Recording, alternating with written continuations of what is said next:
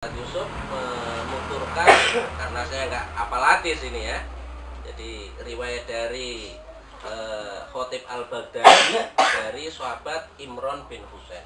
Sahabat Imran bin Husain ini merupakan salah satu sahabat yang tiap harinya disalami oleh malaikat, baik di jalan maupun alal firos, ya, di ranjang.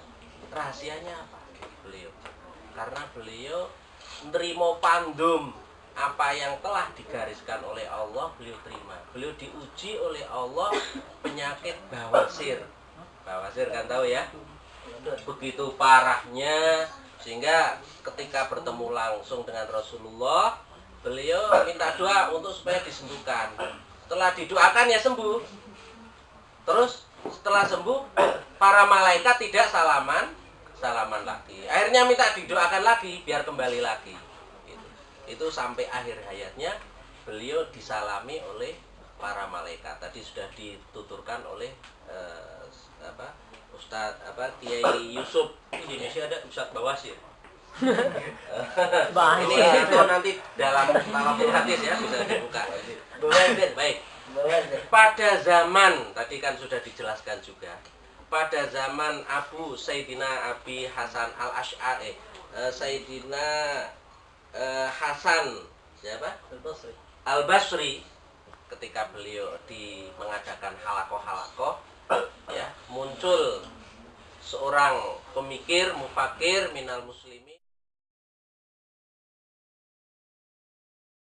Tadi saya tulis ini, wal yadribna bi khumurihinna ala jubihinna, ya, dengan pendekatan teori limit hududil adna wa hududil a'la, ya, bahwa yang namanya khumur itu kan jamaknya khimar, kalau menurut bahasa adalah kerudung.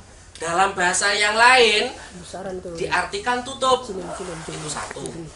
Kedua, juyub. Ini kalau kita kan ya tentunya untuk kerudungan biar rambutnya tidak kelihatan, lehernya tidak kelihatan, gitu kan? Lah, ini beda. Juyub itu adalah suatu ledokan. Di tubuh ada berapa ledokan? Dihitung, ya kan? Yang ada di dada. Ini namanya bukan porno ya. Bukan porno ini. Dada, ketiak, ya kan? Terus aliaten sama depan. Ya kan? Lah, ini termasuk hududil adna. Sehingga apa? Selama belum melampaui batas ini, potangan, ya kan, keleke gak ketok, susune gak ketok, kubul dubur gak ketok, sudah termasuk melakukan yang pakai bahasa Jawa nih, Kak Bang. Tadi bahasa Jawa tah? Iya.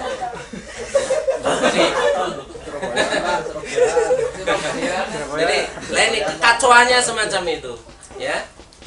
Jadi ini tadi itu figu tangzilnya itu ketika diterapkan ini akhirnya sehingga orang yang menutup dua itu ya, anggur gugusan anggur sama serabi tengahnya terus belakangnya ini sudah dikatakan menutup. Demikian juga ketika dimintai fatwa ya mengenai bagaimana hubungan sama jenisnya, ya, ini juga memang landasannya adalah suka sama suka dan di situ ada sakinah, maka diperbolehkan. Nah, ini kan fiqh tangzilnya akhirnya menjadi kacau. Karena apa? Karena satu tidak mau mengikuti tuntunan Rasulullah, para sahabat dan generasi berikutnya. Karena tadi ada nyinggung mengenai ahli sunnah ya.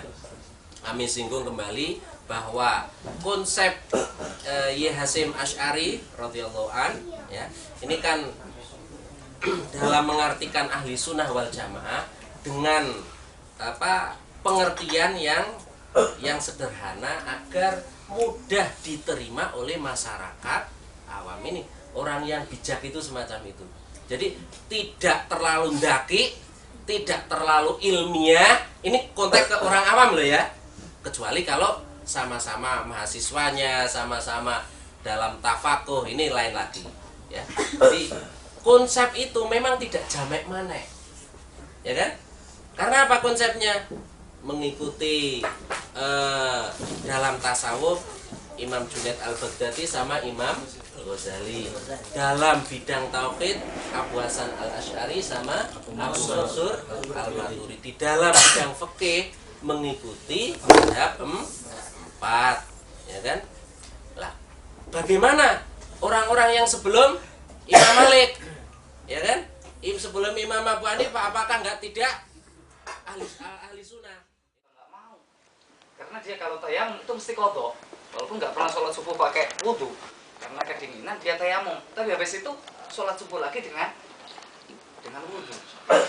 Safiyah tulek jumbo di sini nih hasil.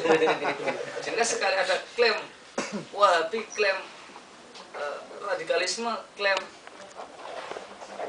liberal, sudah langsung stop. Itu yang perlu kita ambil, bagaimana kita mengambil mereka untuk menyadarkan mereka, diajak sharing macam-macam. Mereka juga kuat sekali. Saya juga sering ketika diajak diskusi, kenapa tahlilan? Jelas dalam Al-Quran surat An-Najm dikatakan wa anna lil insani illa ma wa alaysa lil insani illa ma sa'a. Titik. Yaudah, manusia dihisab pada amalnya masing-masing, kenapa ditambahi, kenapa dikurangi? Enggak ada. Walaupun sering guyonan ketika dengan orang-orang yang anti tahlil, saya ngomong gampang. Ya sudah, kalau sampean nggak mau tahlilan, bapak kami yang sudah meninggal saya doakan neraka, masuk neraka. Yuk jangan. Doakan masuk neraka juga nggak mau. Saya juga bingung, katanya nggak sah.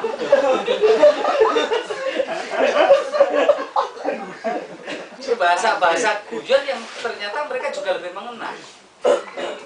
Tapi ternyata juga faktor utamanya ternyata juga unsur politik ketika rois mereka yang roisnya di belakang itu mencalonkan jadi presiden, akhirnya tahlil kan boleh. Ketika ada pimpinan mereka yang mencalonkan jadi presiden, akhirnya ditulisi tahlilan boleh sekarang menurut Muhammadiyah. Dari dulu sudah boleh, ngapain kita pikir boleh baru sekarang. Tapi kita juga yang jelas bagaimana kita memecah kejulatan di antara kita. Saya minta kepada teman-teman yang di sini untuk semangat, karena di Indonesia sendiri tokoh-tokoh tua yang saat ini, saya itu udah tua apa muda? Setengah tua, setengah muda. Karena saya juga bingung, dianggap muda juga nggak pantas, tua juga nggak mau. Jadi ya banyak hal.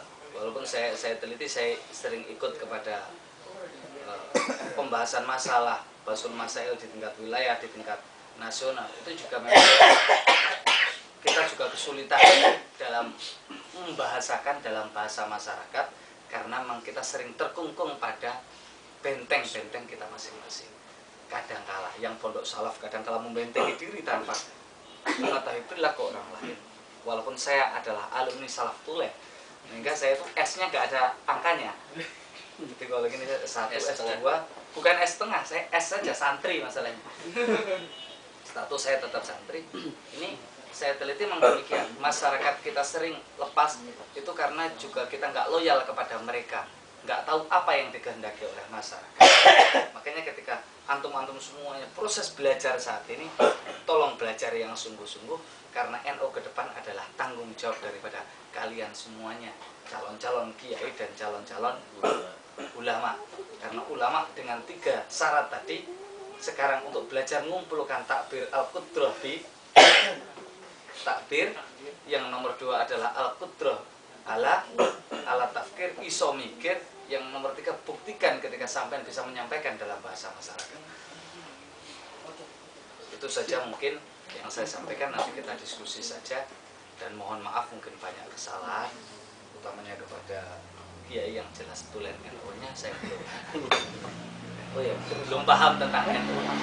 Sekian, maaf. Assalamualaikum warahmatullahi wabarakatuh.